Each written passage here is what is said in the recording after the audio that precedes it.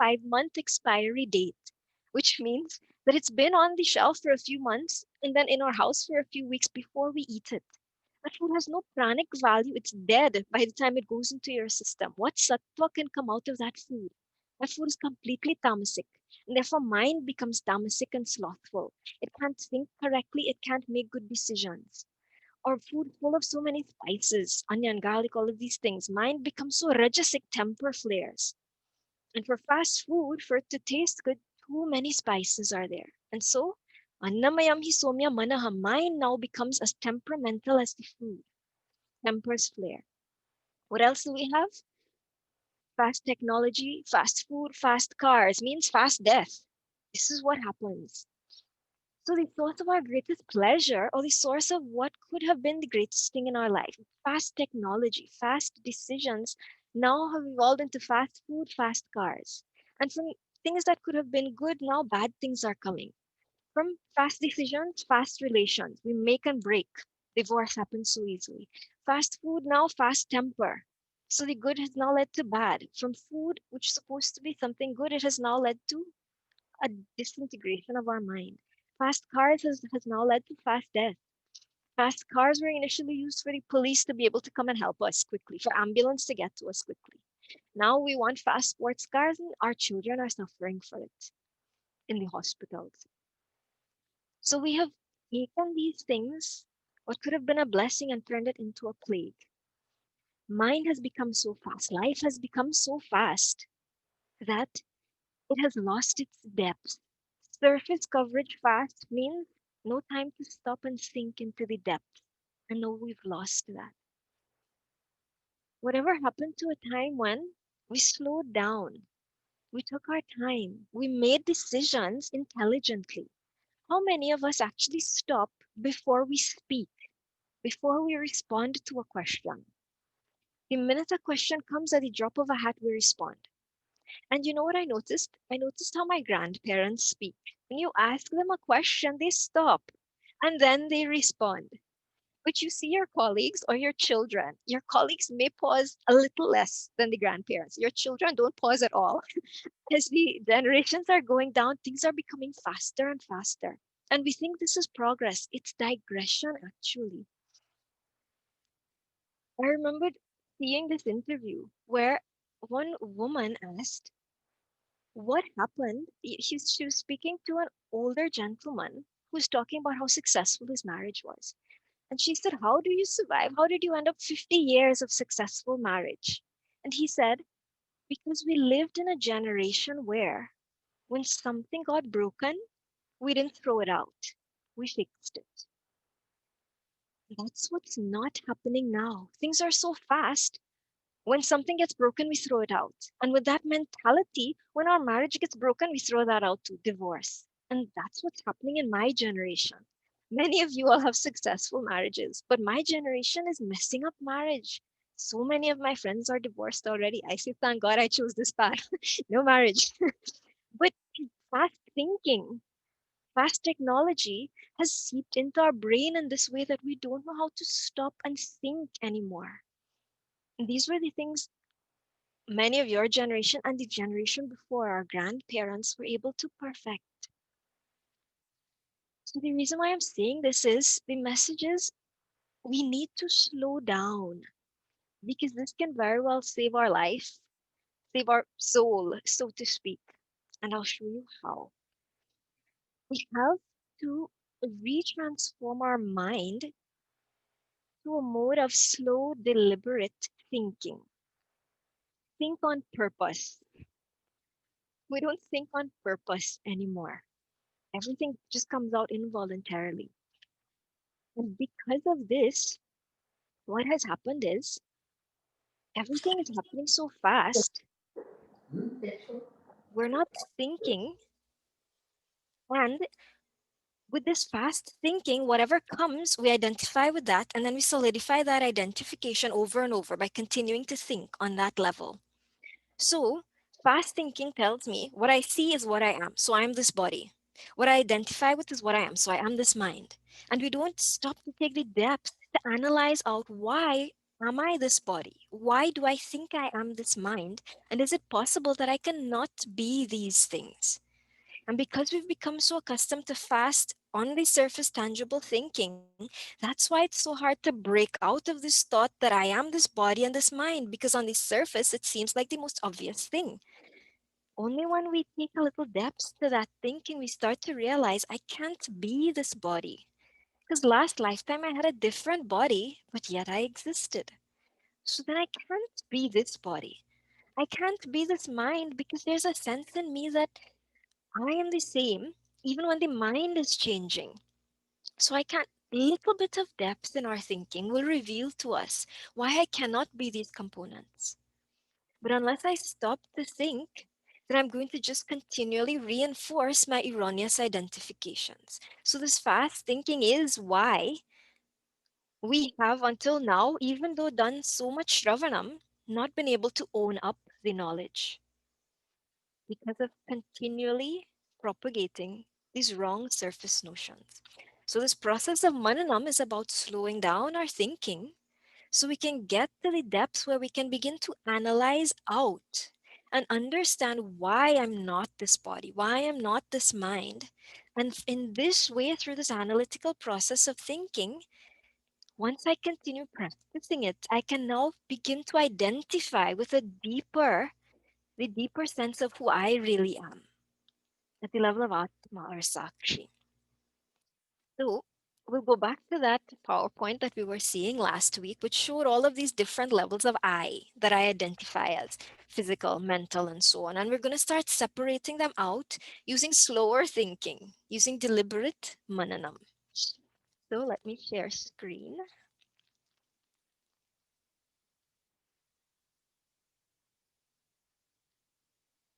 Okay. Are we able to see the screen clearly? Yeah. Okay. So this ability to do mananam, to think more slowly and separate out for us, is going to teach us how to perform good viveka in analyzing out my character. When we can do good viveka, we know from Tattva Bodha, from viveka comes vairagya. So only when I can apply viveka properly through the process of mananam, then I can come to have vairagya, this passion and detachment from these other identifications. So the first level that we have to disidentify from is this first area that we have to cut, the external world. So I remembered hearing my mother say at one point, we are spiritual people. We are detached, nothing in the world out there will affect us. If, people have their big houses and their nice cars, we don't need those things. Even if we can afford it, it won't bother us if we don't have it. And this is the notion of detachment many of us have, that if things out there don't affect us, we are detached. Actually, this is baseline. This is foundation only. If you consider yourself a sadhaka, you have to start at this point. All these other 4 layers behind here that we haven't touched yet, these are where we really have to work on as sadhakas. So our baseline is, if we want to call ourselves sadhakas, that first lightning bolt must come to cut off external world. And I think many of us here have that already. We have possessions, but we don't let it affect us to the extent that we feel maimed without it. And if we don't have this, we can use something else. So at least that much vairagya we have because of our viveka from being exposed to spirituality from childhood come up. Now the next level of this. So we're going to do some viveka, some thinking, and progress backward. We're going to progress backward through all of these levels of identifications which we have, from the external level, possessions, titles, and so on, to the internal level, our brain, our own body, our sense organs, to the more internal level of the mind, all of these levels that we identify as and with. And as we progress backward, what we're going to understand is the gradation in our attachment at each of these levels, and why the strength of attachment increases in this direction as we go further towards Atma side. The reason why we're unable to identify as Atma is because we keep thinking and we keep attaching at these other levels. But when we say, okay, time to detach, we're going to do sadhana, many times we don't know where to start from. So what this diagram does is it separates out.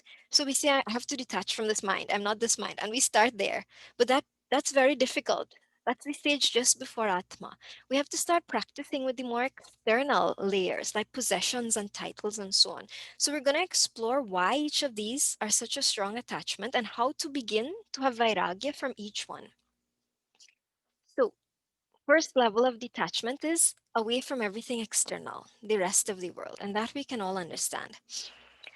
Detachment from that is easy because we see that as something external from us. There's no sense of I in the world out there. Sense of I starts from here, from our possessions and our titles and so on. So this is the next level in our sadhana where we should start detaching from. Don't go all the way to the level of I need to drop my mind, my attachment to my mind. Start at this level. Possession, house, car, titles, job, relationships. This is our first level of sadhana. So these three are the three ashanas. Vitteshana, Lokeshana, and Putreshana. Vitteshana, that desire, that attachment for possessions, for money, wealth, possessions, house, car, all of these things. Then Lokeshana, desire, attachment for titles, name, fame. And Putreshana, desire or attachment for putra, for children, for spouse, for relations. So these three represent the three core attachments that are there in human life. These are the three which form our external most level of attachment within our little world. The area beyond this is external world. This is internal. This is our world now. But in our world, it's the external most layer. Then when we move a little more inward, so we enter into our five koshas now, from external kosha, Annamaya kosha, our body itself, we attach to sense organs and brain. This is our next level of attachment, our next level of identification that I am this body. The final one that we spoke about breaking was identification with mind. So we'll come to that last. Now, the reason why we identify at each of these levels, and it's difficult to detach at each of these levels, I'll explain now. When I identify as the mind, as who I think I am, that's a subtle sense of I. Y'all can see my arrow, right? So where I'm pointing, right? So this is subtle sense of I. My identification with the body and my sense organs and so on is a grosser sense of I. And then with my relations and titles, this is the grossest sense of I, which expresses as mine. So it's not even I, it's mine, but it's an extended I, right? So this is external. Then the second one is intermediary, and the first one is internal sense of I. So let's understand the gradation of this attachment. My external sense of I in possessions, relationships, titles, and so on. If any of this is lost, there's a sense of loss in my identity. If I lose my job, I feel like, oh, I'm not a doctor anymore, then who am I? You know, I'm not a CEO anymore. Who am I then? If I even lose the title of wife or husband, if I become divorced, so that's a loss of title and relation. Then I feel a bit lost in life.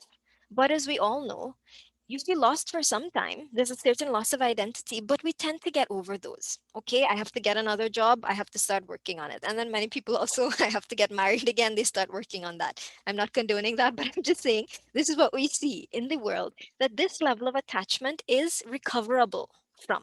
And so this is our most external sense of I. And this is the level we start at breaking that identity, that identification with, because we can more easily, because there, with the loss of at this level, there's a less significant identity loss that happens. Now, if we take it one step further, loss of body. This is a partial sense of I in terms of, say I have an amputation. Say my feet need to be amputated because of diabetic foot disease or something, right?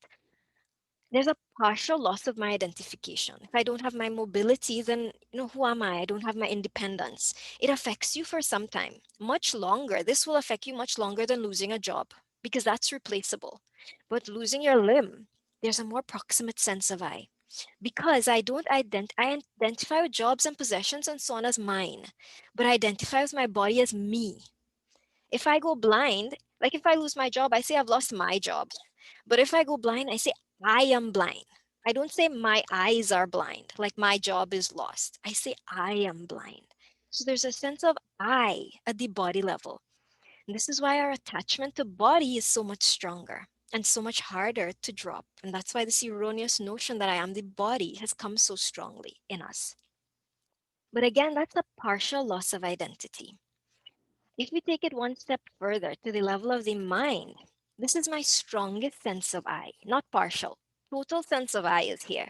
Because if I lose my mind, I lose my total identity. Means that if someone tells me, you have Alzheimer's, you've been diagnosed, and you have bad Alzheimer's, you will progressively lose your mental capacity to know those around you, all the knowledge you've gained in life, and eventually to know yourself even. I will say, what is the point in life? I don't want to live anymore. If I can't know myself, if I can't even know what I've spent my whole life accruing and all of this knowledge, what's the point in life? See, I may lose a limb and I'll still go on. For some time, I'll feel like, how will I live? But eventually I'll go on. But this idea of losing my mind, it feels as though I've lost my whole life, and that will never change. Patients with Alzheimer's and so on, they feel like, "Oh, I'm losing my sense of my own identity," because this is the strongest sense of I. At this level of attachment, this is total attachment. And this is why this level is the hardest one to break. So in this we see why our erroneous notion of, instead of I am Atma, I am mind, I am body, I am these possessions, why all of these attachments come. And we see the gradation of how strong the attachment increases this way. And this is why dropping the attachment becomes harder in this direction.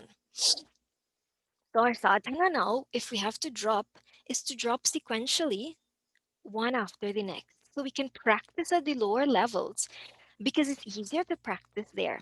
It's easier to get up in the morning, jump in my car and tell myself, this car is just a possession. It is not directly a part of myself. And if I get an accident, I can practice that thinking much more easily than I can practice it if my body gets the disease. So start practicing at that level.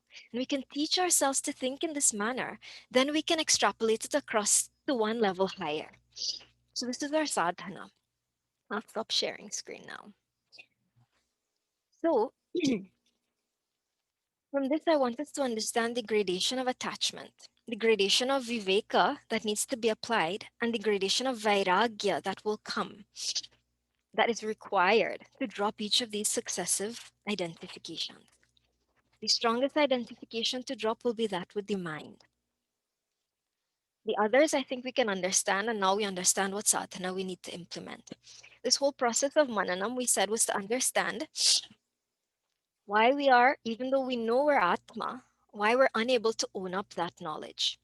So this is explaining to us why we're unable to own up that knowledge because of the strength of these attachments.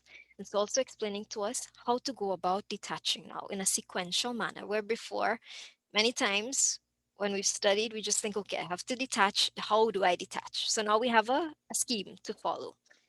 And by building one, we can build the others.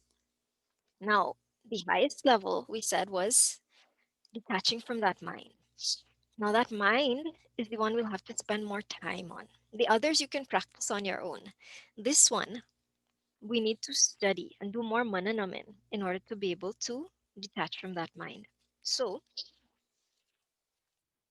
through logical thinking now, we have to show ourselves why we are not the mind.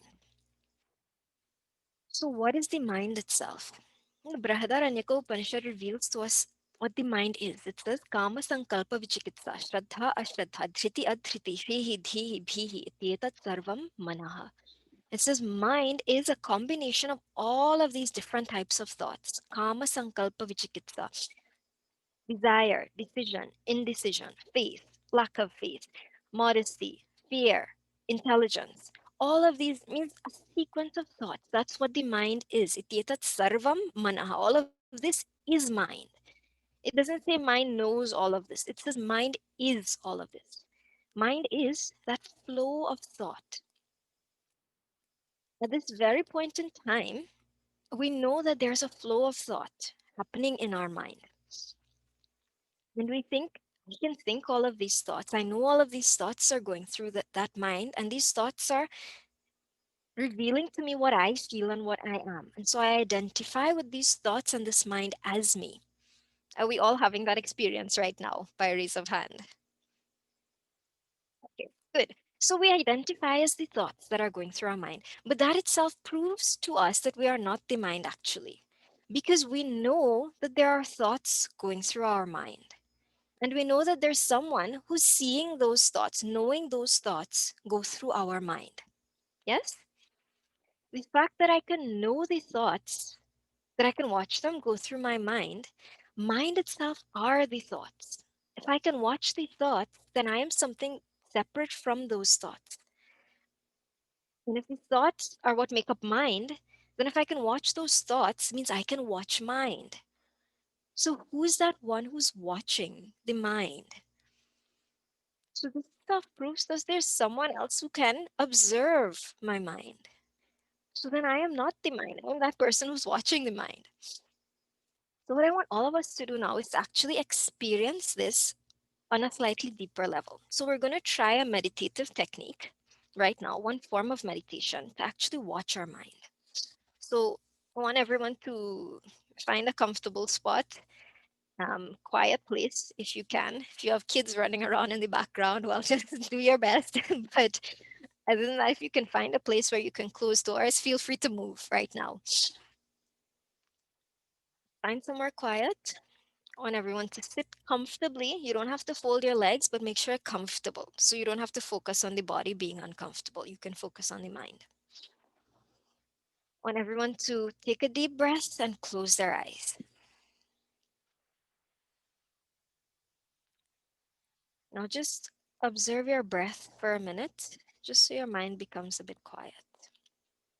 Watch your breath going in and out. Let yourself breathe. If the breath wants to be slow, let it be slow. If it wants to be fast or short, let it be. Don't control the breath. Just watch it as it goes in and out.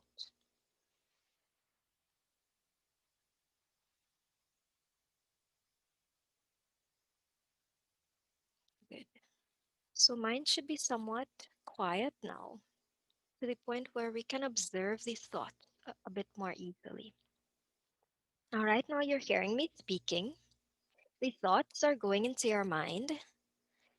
It may not be forming a picture, but it's forming a sound thought in your mind as you process my words. Then intermittently, some thought may come in of, what did I cook this evening? What do I have to do tomorrow? So we're experiencing these interceding thoughts also. If I say the word apple, then the picture of an apple is going to appear in your mind right now. So we're experiencing these thoughts. So what I want you to do is, with your eyes closed, slowly you raise your hand if your answer is yes to any of the questions which I'm about to ask. So you keep your eyes closed and you just slowly raise your hand and put it back down when I ask. So first question, are we all able to experience that our mind is going, thoughts are happening, and I'm experiencing these thoughts? Can we connect with that? Raise your hands. Good. So everyone is experiencing their mind. Good. Next level. I want you to take a step back and watch the thoughts as they go by. Means see the thoughts as though they're a train. They're thoughts on a train which is chugging by in front of you. So my words that are coming out, any other thoughts that are entering in, stand back and watch them go in front of you.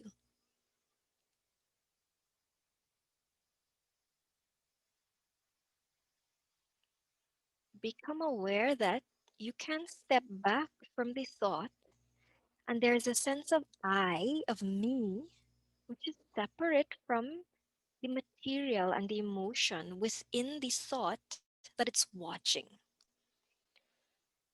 How many of us are able to do this by raise of hand? Good. So most of us. Now I want you to bring a negative thought into your mind, something disturbing. some argument, or maybe something you saw on television, something with blood or gore that it disturbed you. Any disturbing thought, you bring that into your mind. For a split second, it's going to upset you a little, and that's fine. Or make you uncomfortable. I don't like this thought. How many of you experienced that little bit of uncomfortable that came in as soon as that thought came? Okay, good. Now, what I want you to do is now step back from that uncomfortable thought and tell yourself, it's not happening right now. I'm recalling a thought. I'm fine. And whatever I'm thinking of, it's past. It's gone. It's fine now. And so watch the thought and see the scenario in front of you, but don't feel affected by it anymore.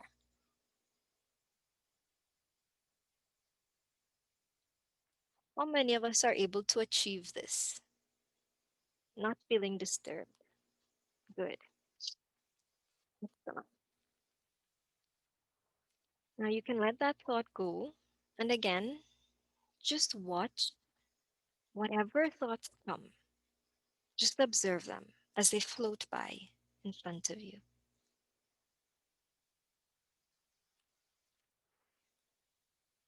At this very moment, you know the thoughts of your mind. There is an eye that can watch them. So, who that eye is that is capable of standing back and just watching it, just watching that thought flow. This is where I want you to connect. Connect to that eye and just experience it. It should be an eye that feels nothing actually, maybe just a little pleasant. That's all. Because the thoughts are not it. It just watches whatever comes. It's very peaceful and very quiet. How many can connect to that eye?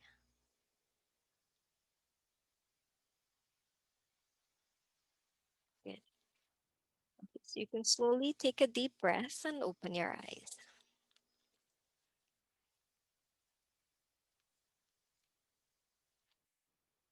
So in that moment, most of you all I saw raising hands for everything. So we could become aware that there's something in me that can stand back and watch. In that moment, you could feel the division of mind out from me. Mind is a seat of emotions. Intellect is a seat of thoughts.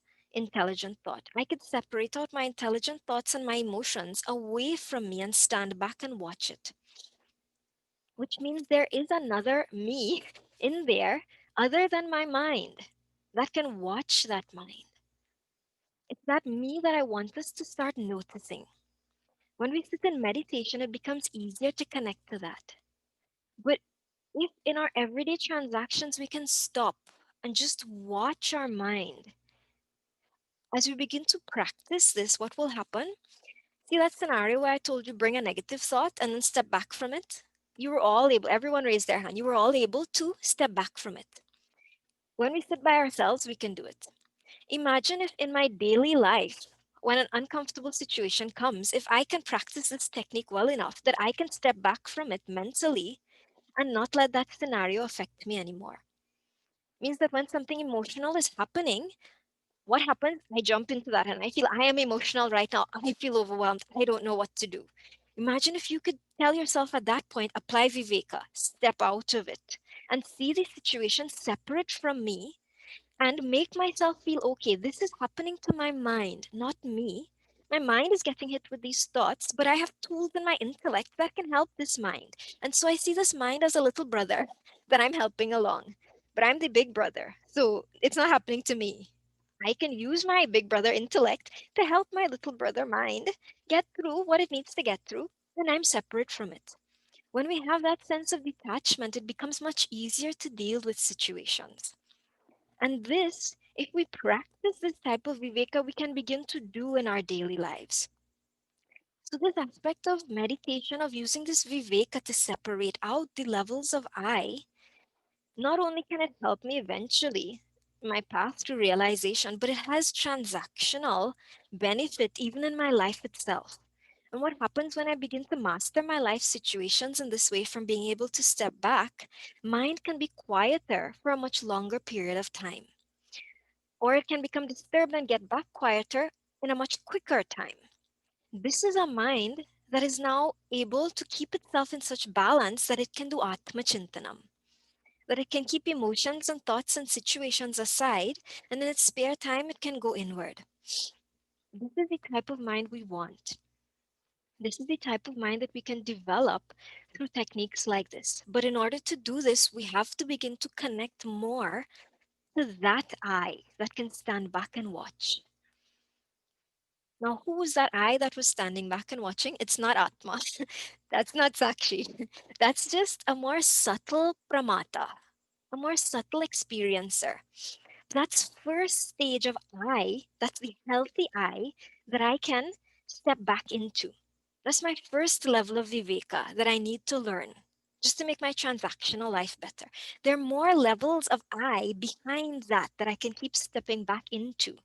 And that is what this process of Drg Drsya Viveka, separating out all of these levels of seen from the seer and pulling myself back into higher levels of seer. That's the technique we're going to develop using this Drg Drsya Viveka. We've seen level 1 of it in this experience of this meditation technique that we've tried today.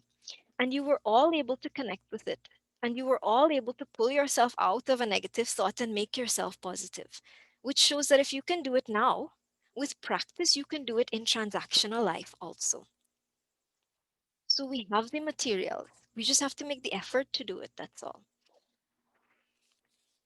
Now let's go one step further. So that's that part. Now, what we did there was we tried to connect with a higher sense of I. Ultimately, we have to connect with the highest sense of I. Means that one, getting back to our topic, the first and second shloka that we looked at, that I that sees all from the sense objects, rupam drishyam lochanam drika, the eyes that see the objects, tad drishyam driktu manasam, the mind that sees the eyes while it watches the objects, drishyadhi vrittaya sakshi, trikeva natu drishyate. And then that sakshi that watches the mind while it observes the senses perceiving the objects.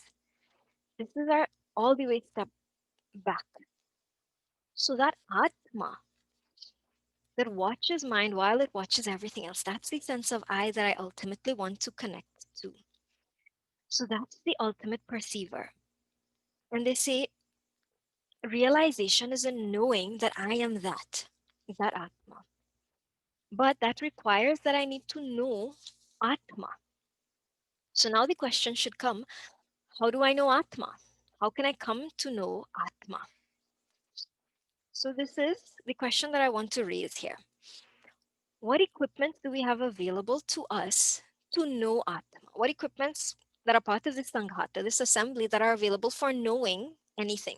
So general question. Anyone can volunteer to answer.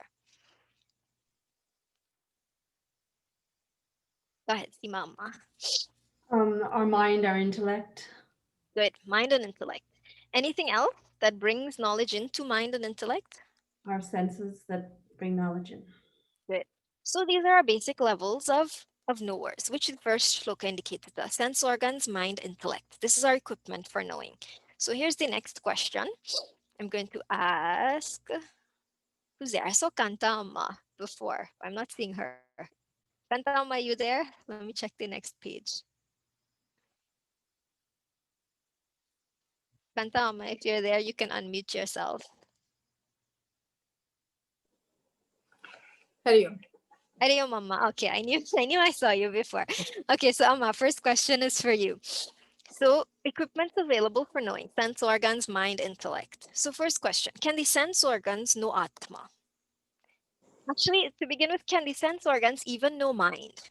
Because if they can't know mind, then they can't know Atma, right? So are the sense organs capable of turning themselves backward and seeing the mind that perceives them? No, I don't think so. Hmm. Good. Why? Why not? It's a very simple question. Your because answer is correct. because the mind can see the senses, but the senses cannot see the mind, cannot go backward. Correct. These senses itself, she said, cannot go backward, means that their ability, their realm of transaction is such that they don't have that capacity to go backward, to Right. to know and to analyze and to come to know the thing that's watching them. So sense organs cannot know mind. So Mm. then they definitely cannot know Atma, right, Amma? Good, Mm, yes. good. So next level of question now. Kiran Amma. So, Hari Om Kiranji. Hari Om, you have to unmute Amma. So, Amma, your question is next level. Very on. Hari Om. So, sense organs cannot know Atma. Is the mind then our key to knowing Atma? Do you think we can come to know the Atma through mind? Atma through mind. Maybe yes. Okay, so this is Mananam class, so you have to give Yes. me reasons behind. So think about it. Why do you think so? I'm not sure actually. I'm not sure. Anyone else wants to venture a guess as to why they think those? How many of you think that mind can know Atma by raise of hands? Okay. How many think mind cannot know Atma?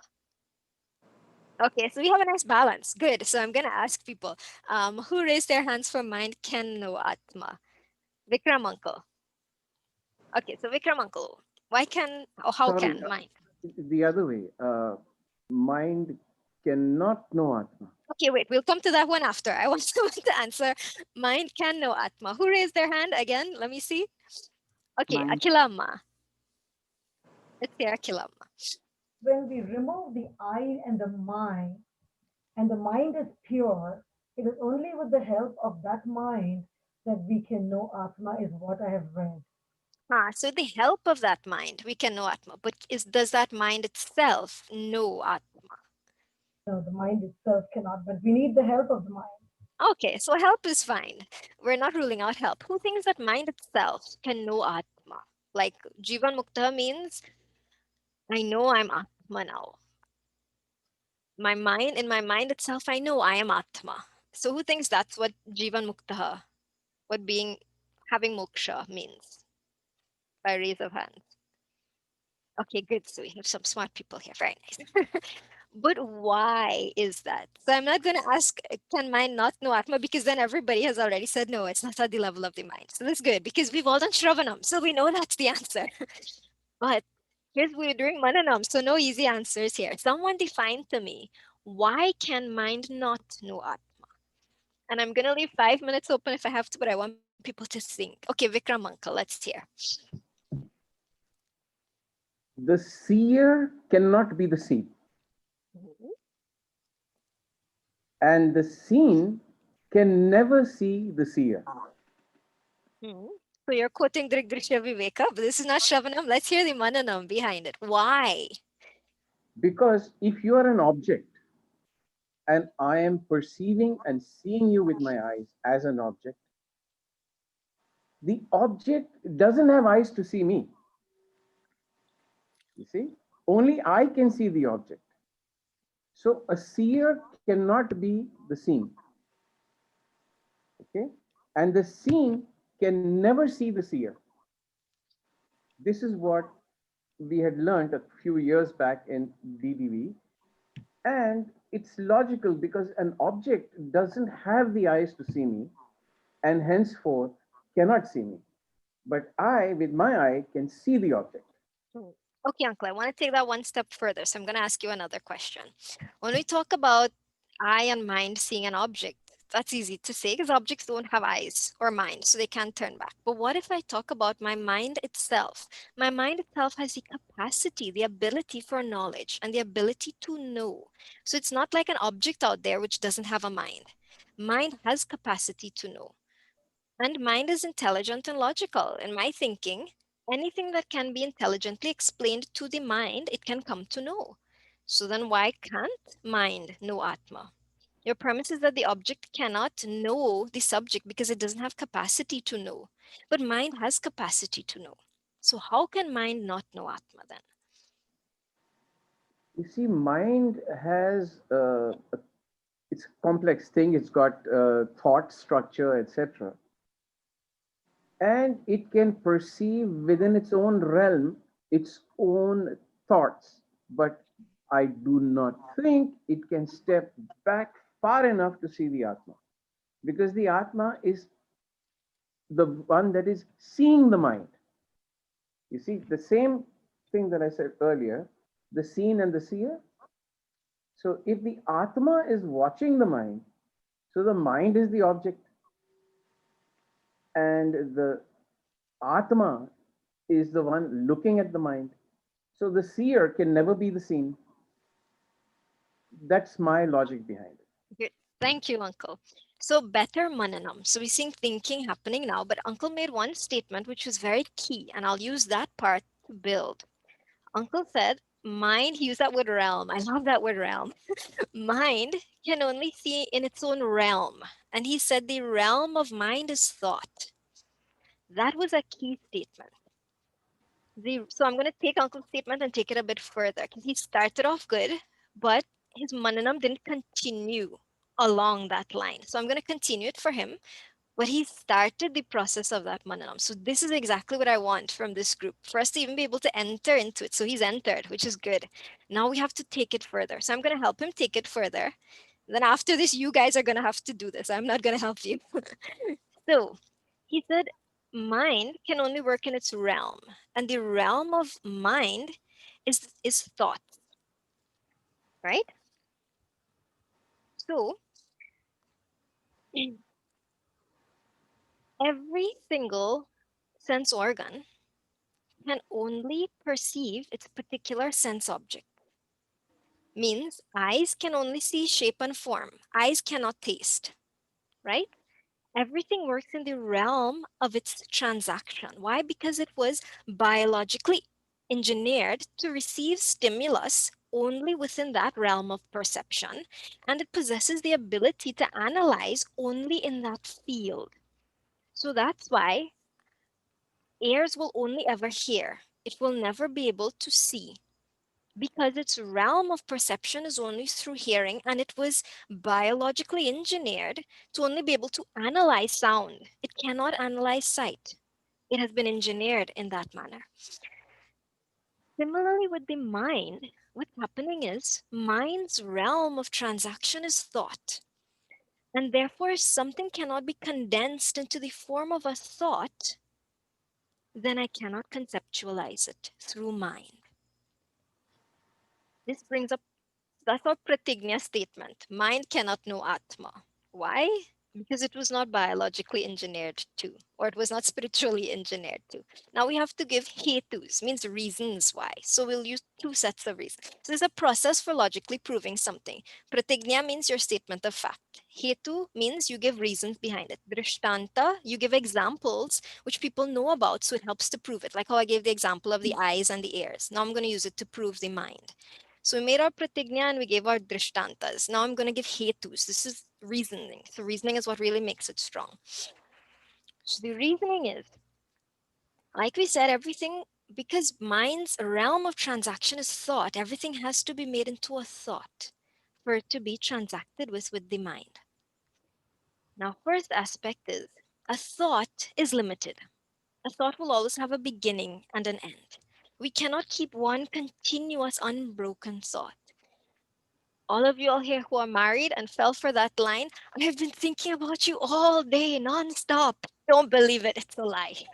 It's physically impossible for your mind to keep one thought continuously. Thoughts are limited. They will always have a beginning and an end. And from our own anubhuti, our own experience, we know this. No problem, no refutation. We can prove this ourselves. So, Atma, which is infinite, cannot be condensed into a thought which is finite in order to be conceptualized.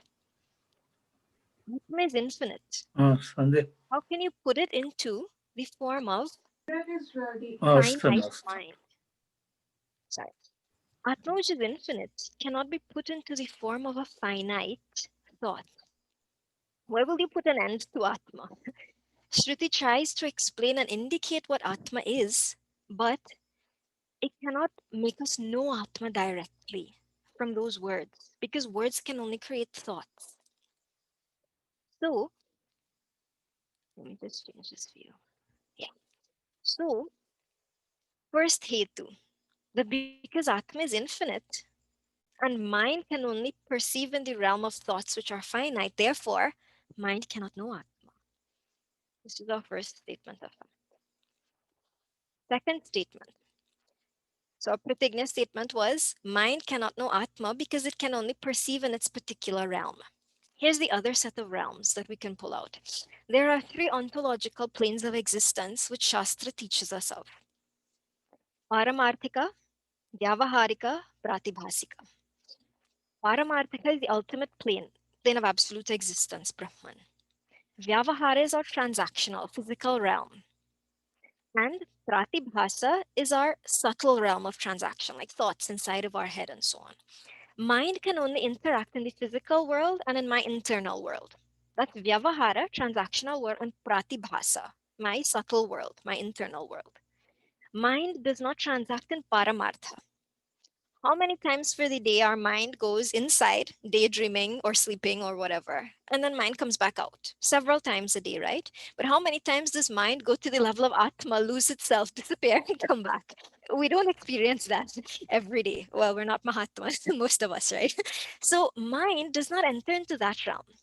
But mind continually enters into these two realms, Vyavahara and Pratibhasa, right? Mind can only transact in the realm in which it can interact. And if Atma, Shruti reveals, is Paramartha, but mind itself is Vyavaharik and Pratibhasik, then it just cannot reach there. And therefore, mind cannot know Atma. Because a fish cannot swim in the sky, fish has to remain in water. It has to stay in its own realm of transaction. Mind is here. So, two hetus we've given as to why mind actually cannot enter up there. Now,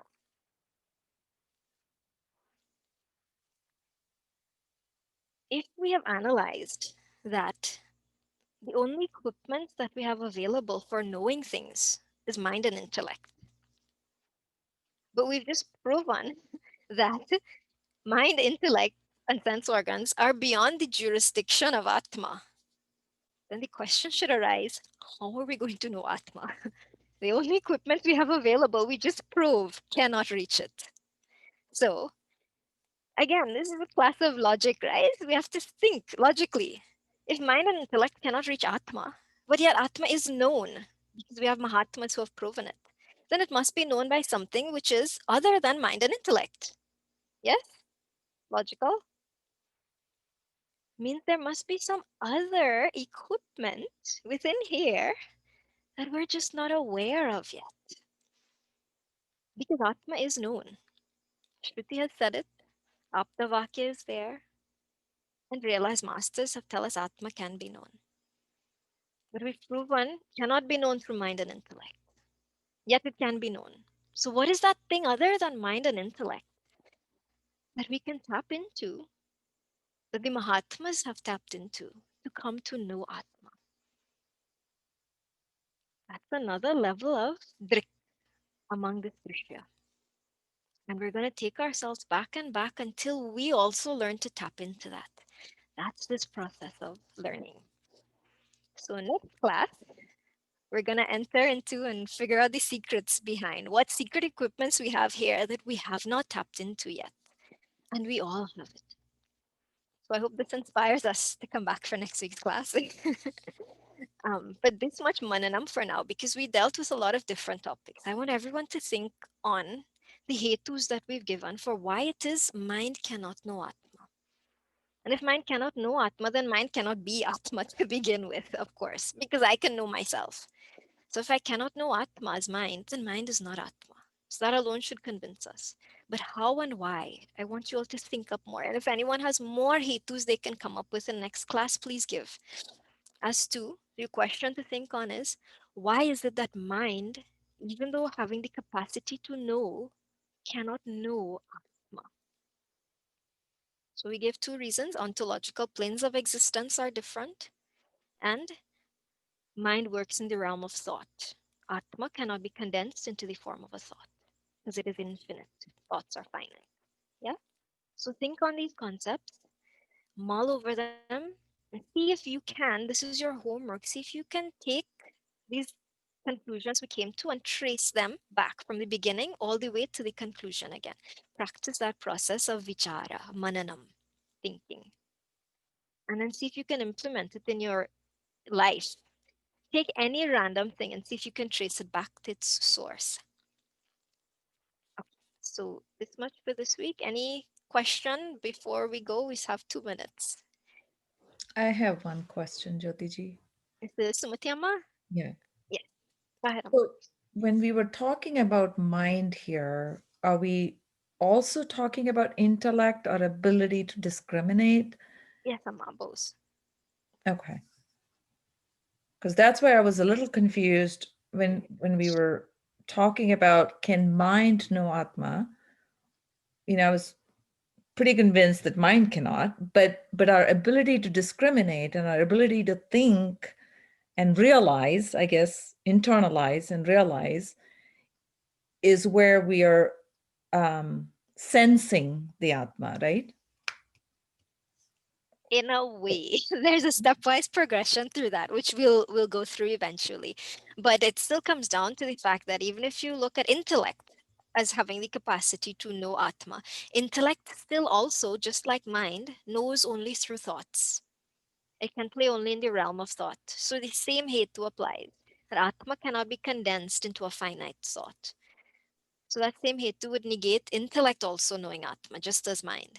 But they are conduits, mind and intellect, because I don't want to leave this class in a point where we say mind and intellect cannot know Atma. So then, Jyotiji, what's the point of anything? Because this is how we know things. Should we just give up? Because if mind and intellect can't know. So mind and intellect are very important mediums, which will take us there, but it will not give us the ultimate goal. Means I can't become an astrophysicist if I don't do primary school science first. Primary school science is going to help take me there, but knowing primary school science is not going to make me an astrophysicist. Similarly, mind and intellect will take me there, and they are a necessary prerequisite, but they won't give the ultimate. So don't give up on your mind yet and your intellect. Very much needed for the journey, but it itself at the end will not actually know Atma, and we've proven how. It's just beyond its realm. So we'll explain more about this next week. If there's any other questions too, you can jot it down and we can always discuss next week also. I'll ask questions. So let's end here. Om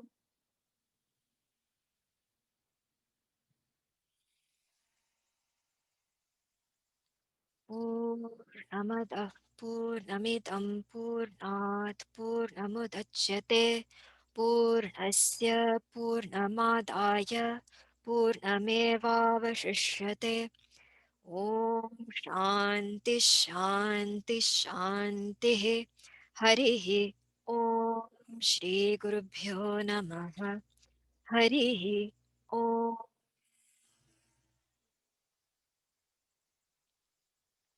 Hari Om, everyone.